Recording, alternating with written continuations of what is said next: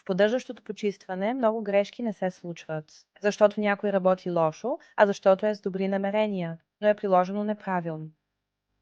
Ще ти покажа два типични примера от практиката, които можеш лесно да избегнеш. Често срещана грешка е неправилното използване на почистващи препарати. Мнозина смятат, че многото помага много и дозират прекалено високо. Но това не води до нищо. Напротив, резултатът често е по-лош и материалите могат да бъдат повредени. Също така топла вода често се използва, въпреки че в повечето случаи не е необходима и може да измени действието. Също така е важно. Чистващите препарати се нуждаят от определено време за действие, но не бива да действат по-дълго от предписаното. Прекалено дългото действие може да повреди повърхностите и не е по-добро. И почистващите препарати не се използват неразредени. Те са концентрати. Особено опасно е смесването на различни почистващи препарати.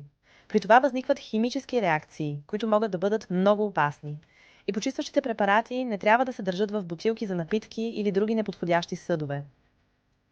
Решението е просто – използвай средствата, както са предвидени. И ако не си сигурен в нещо, говори с прекия си ръководител. Втора типична грешка е използването на грешни инструменти. Често виждам, че с тръбата на прахосмукачката се почистват первази или мебели. Проблемът е, че тръбата често е метална и може да повреди повърхностите. Това бързо води до рекламации или дори до допълнителни разходи. По-добре е да използвате подходящи инструменти, например метла за паяжини или подходящи накрайници. Това е не само по-щадящо, но и по-ергономично и по-ефективно.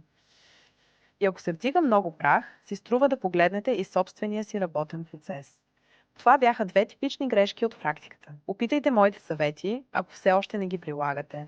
Дори малките промени често водят до значителна разлика. В следващото видео ще разгледаме по-подробно други важни аспекти, като например правилната употреба на почистващите кърпи и мопове, както и адекватното съхранение на материалите.